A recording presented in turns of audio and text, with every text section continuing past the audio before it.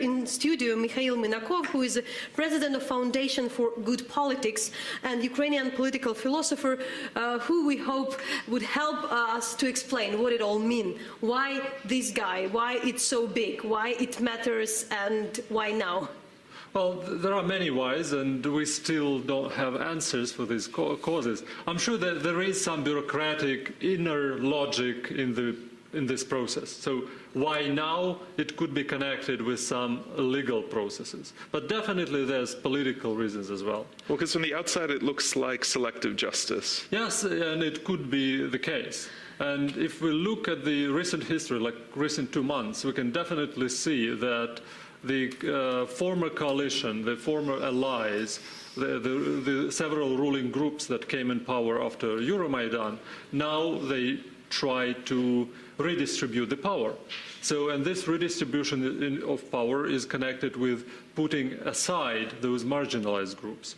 Well, Hennady Korban is the head of a smaller party that wasn't very successful in none of the recent elections, but at the same time, we definitely see this figure symbolizing the power of Eggert, one of the oligarchs in Ukraine, one of the biggest oligarchs in Ukraine. When he ran a campaign that was very much anti-Poroshenko, challenging, his candidate Klitschko here in Kyiv, and also going after, the powers that be, the government in general. Yeah, if you look at the media belonging to the holding of Kolomoisky, you can see that they actually use this argument against just case for bringing arresting Korban, but at the same time there could well be also real reasons for arresting this person. So we are in a very dubious situation right now. There's definitely a sense of justice because the name of Hennady Korban is associated with so many criminal stories in the history of Ukraine, especially in wild 90s and early 2000s. But he has a reputation as being a wild raider, yes, taking over other people's businesses, and a sort of white-collar theft, basically. Exactly. And there were several attempts to murder him, also probably allegedly associated with this type of activity. I would explain this photo as well we're showing now. These are the some kind of guns and weapon and money which had been seized from many offices. The party, it's not even the party, this political group has, but really the first question, and that's what the whole, Ukrainian opinion leaders, the journalists, they all asking why particularly him, because there are so many not the crimes which hadn't been investigated. Everybody's searching for the big fish being arrested. Like there are many more different oligarchs, and that would be why to touch somebody who is more actual politically than. And what I find so interesting from the outside, as a non-Ukrainian who deals with all of this, unfortunately it's the case in Ukraine that so many laws are broken, and just the degree and number of laws that are broken when laws are enforced, especially by the SVU, especially when there's priority and when it seems directed, coming from the president's administration, it really begs the question why and who's pushing for this, because many of these crimes don't go punished. Right. Well, if you look at our recent history of Ukraine, we had 2 cycles, full cycles of recovering of the political system after revolutions like Euromaidan or the Orange Revolution. And every time this recovery happens, we see how the new regime is being established, also using the prison and using the General Prosecutor Office, using SBU as tools in political game. So there is definitely some signs, very disturbing signs, of political functionality for those bodies that should be law enforcement. But it seems like a political powder keg, especially with so much of law enforcement, especially prosecution being criticized for doing nothing, for Berkut and others who are active on Maidan. I mean, this seems very problematic, and then you have, I believe it was Pravi Sector saying in response to all of this, they're cleaning their guns, they're preparing for this. Yes, and that also puts this entire situation under question if this presidential group was really ready for this arrest, because I was definitely surprised to see how slow they are in responding to some legitimate concerns of our society. and the president still didn't make any stance explaining what's going on. In the recent 2 months, even 3 months, there were more and more accusations of president himself in many misdeeds. And now the networks around Kolomoisky, they start accusing president in many scenes that may lead him to, sacking the president. So this media war reminds me the media war in Russia in mid-90s, Gusinsky and TV and this type of coverage. Yeah, we would like also to, while talking, we can also show this just small parts of the various demos taking place in Dnipropetrovsk, which is the kind of the capital for Kolomoisky and his guys, and also there. And do you think that would create a further disturbance? What would happen with that? Yeah, it may. Because there is some kind of mobilization. Definitely. And, well, I would expect some president's address to this problem. He really needs to come out and explain what's going on. But at the same time, if the presidential branch of power decided to go this way, we would probably need to see some new arrests. There are, as you correctly said before, there are so many laws broken by so many groups. Do we really see this cleanses period?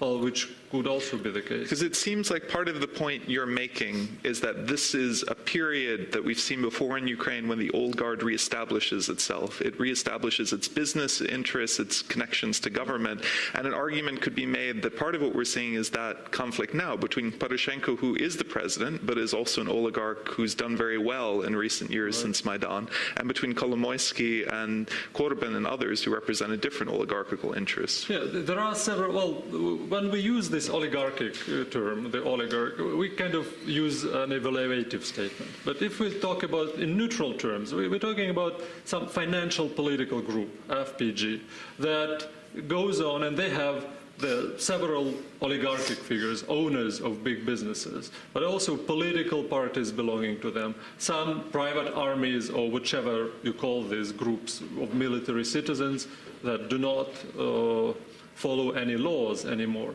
So there's always a holding, media holding, that covers the news the way they want.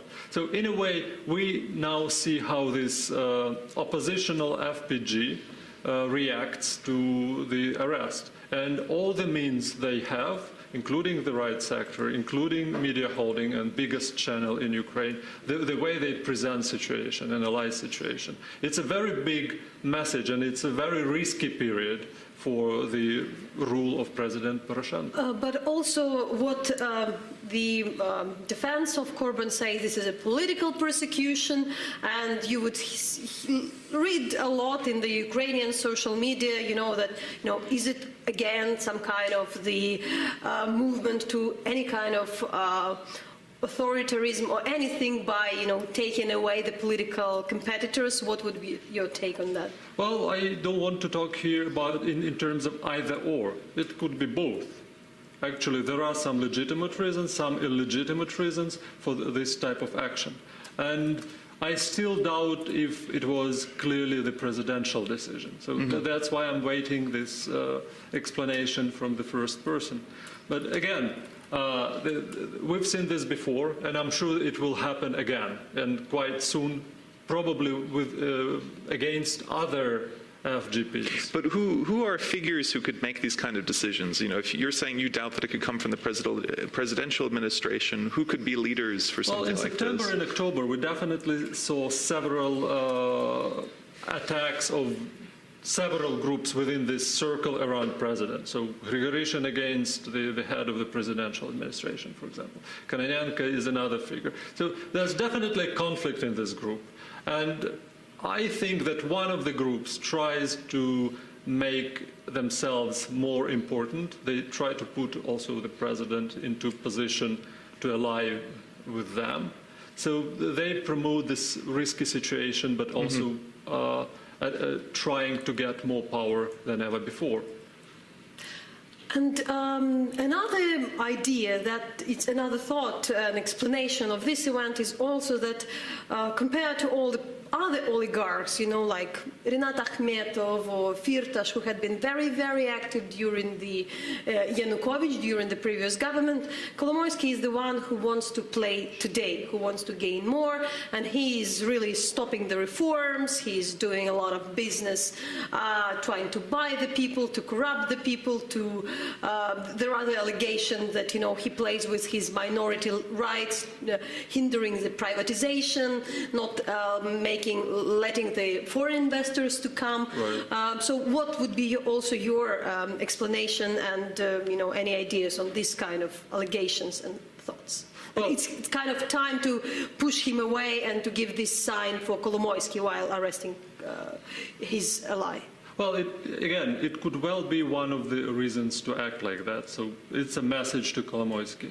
But at the same time, knowing Kolomoisky's usual way of responding to such kind of threat, I expect Kolomoisky rather fight instead of obeying.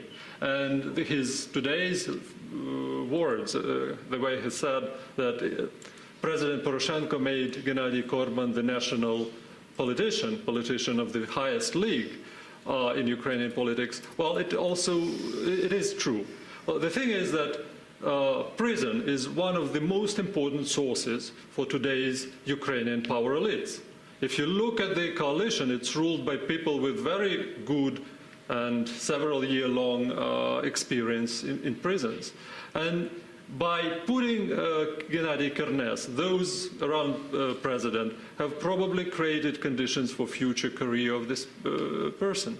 But again, Gennady Kolomoisky is, I would admire him if it were not in Ukraine, probably. He's the most creative person in our recent history. In these 2 years, he showed himself as a person finding solutions, unusual solutions, in the most the worst situation for his business, for his group. And he's still running the biggest bank in Ukraine. He's still running the show in Ukraine. Well, and connected to that, I mean, we've spoken about kind of the domestic political situation, but the fact is Kolomoisky and politicians linked to him, Korban and Filatov, have been instrumental in building up Ukraine's defenses and fighting battalions and all of that. What is the risk of this infighting to weaken Ukraine from a potential external threat?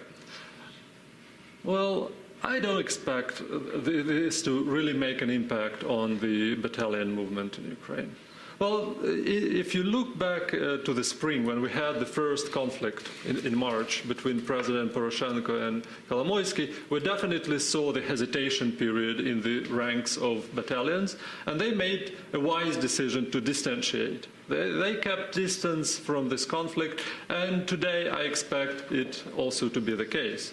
If not, we will see also how big is the network of Kolomoisky's private army, or whatever they call it. But it's going to be a very interesting indicator how the volunteer battalions react today. That's a lot to watch and follow up. Thanks a lot.